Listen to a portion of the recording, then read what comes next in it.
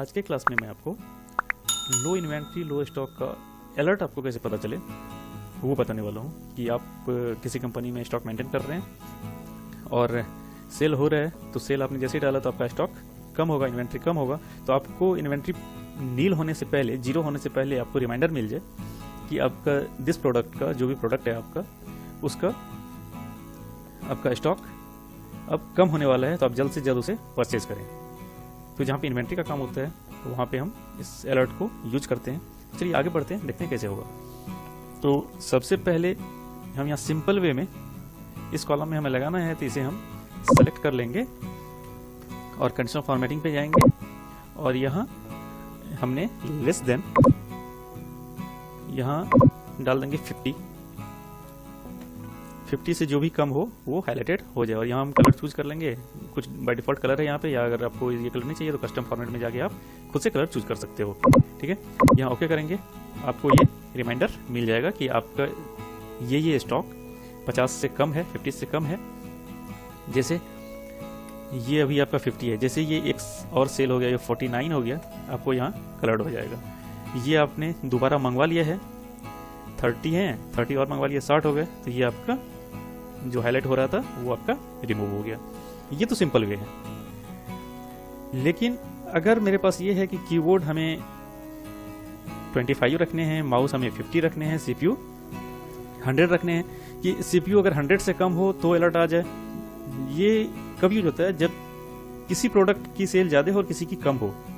तो अगर एक ही कंडीशन लगा देंगे 50 से कम, सपोज माउस की सेल हमारी 100 की है, तो जैसे 100 से नीचे आए वो हाईलाइटेड हो जाए। लेकिन अगर हम एक कंडीशन लगा देंगे 50 से नीचे वाला, तो वो 50 तक हाईलाइटेड नहीं होगा, तो हमें पता नहीं चलेगा और एंड ऑफ द डे या एंड ऑफ द मंथ हमें प्रॉब्लम आएगी कि हमारे पास ऑर्डर आता है और स्टॉक नहीं होता, क्योंकि इस प्रोडक्ट की सेल हमारी ज्यादा है। तो प्रोडक्ट वाइज अगर हम अलर्ट लगाएंगे तो वो कैसे लगाएंगे वो अब देखना है हमें। तो यहाँ सबसे पहले आप इसे, जो आपने कंडीशन काउंटिंग यूज किया है, इसे रूल को क्लियर कर दो। Clear rule from select cell, इसे आपने क्लियर कर दिया। दूसरा जो कंडीशन अभी हमने बताया आपको कि प्रोडक्ट वाइज अलर्ट कैसे लगाएं, तो उसके लिए एक बैकअप फाइल आपको रखना पड़ेगा, एक सीट बना के। ये मैंने आपके सामने यहीं बना दिया है, आप इसको नेक्स्ट सीट में भी बना सकते हो, यहाँ सीट बना के फिर उसको हाइड करके भी रख सकते हो, उसमें कोई प्रॉब्लम नहीं है, या यहाँ भी रख सकते हो। कि आपने आइटम की आईडी वाइज आपने दे दिया है कि इस आईडी का 25 स्टॉक होना चाहिए, इसका 40 होना चाहिए, जो हमने यहाँ पे दिया है, आप इसे देख सकते हैं। तो यहाँ हम कंडीशनल फॉर्मेटिंग में VLOOKUP यूज करेंगे। तो करना क्या है, हम इसे सेलेक्ट कर लेंगे, हेडिंग सेलेक्ट नहीं करेंगे, हेडिंग से नीचे हम सेलेक्ट कर लेंगे। कंडीशनल फॉर्मेटिंग में न्यू रूल्स पे फॉर्मूला बार पे आना है, हम फॉर्मूला बार पे आ गए। अब यहाँ करना है VLOOKUP लगाना है।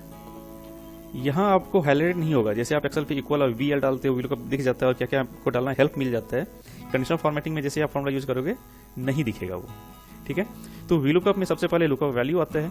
तो लुकअप वैल्यू क्या है आपका, यहाँ से आपको करना है, ये किया और आपने इसका डॉलर रिमूव कर दिया। ठीक है, कॉमा, उसके बाद आपके पास अरे आता है, अरे सेलेक्ट करेंगे, तो अरे हमने यहाँ से सेलेक्ट कर लिया। इसे आप फिक्स भी रख सकते हो, डॉलर रख भी सकते हो, कोई दिक्कत नहीं है।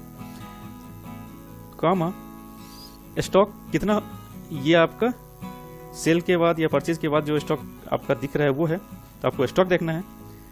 कॉमा, स्टॉक कितने पे है, 1, 2 एंड 3 पे, तो कॉमा 3, कॉमा एग्जैक्ट मैच के लिए 0 और ब्रैकेट क्लोज। आपके पास ये रिजल्ट आ रहा है, ये इस VLOOKUP से ये रिजल्ट आपको दिखाएगा। ये रिजल्ट लेस देन इक्वल किसके, जो आपने बैकअप फाइल बना रखा है इसके, और इसका आप डॉलर रिमूव करेंगे। यहां तक क्लियर है? लेस देन इसके, then coloured font white, okay okay. ये देखिए, जैसे आपका कीबोर्ड में आपने कीबोर्ड की आईडी क्या है 100, और इसका मिनिमम स्टॉक कितनी होनी चाहिए 25, लेकिन यहाँ 50 है, सॉरी यहाँ 20 है, मतलब 25 होनी चाहिए, 20 है। यहाँ आप देखिए, यहाँ 20 पे हाईलाइटेड हो रहा है, बट यहाँ माउस में 49 पे नहीं हो रहा है। क्यों? क्योंकि माउस की क्वांटिटी हमारी जितनी होनी चाहिए उससे ज़्यादा है। माउस की हमने 40 कर रखा है लेकिन ये 49 है। यहाँ कीबोर्ड की 25 ही है, 25 हमारे पास होना चाहिए क्योंकि इसकी सेल माउस से कम है, इसलिए हमने अपने अकॉर्डिंग डाल दिया है। यहाँ 20 पे हाईलाइटेड हो रहा है। स्पीकर 150 पे हाईलाइटेड नहीं हो रहा है, क्यों? क्योंकि स्पीकर का आईडी क्या है? 104 मिनिमम वैल्यू 100 है।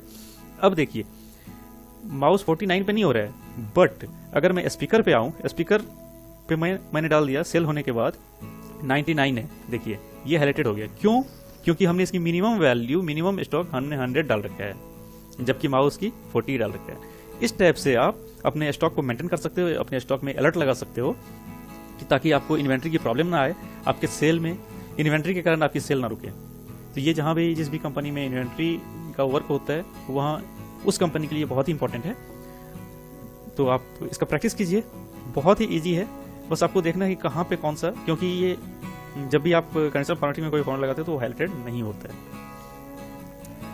ये कंडीशन आप किसी भी कंपनी में जहाँ पे इन्वेंट्री का काम होता है वहाँ आप यूज कर सकते हैं, ताकि इन्वेंट्री के कारण आपके सेल इफेक्टेड ना हो, आपकी सेल में कोई प्रॉब्लम ना आए,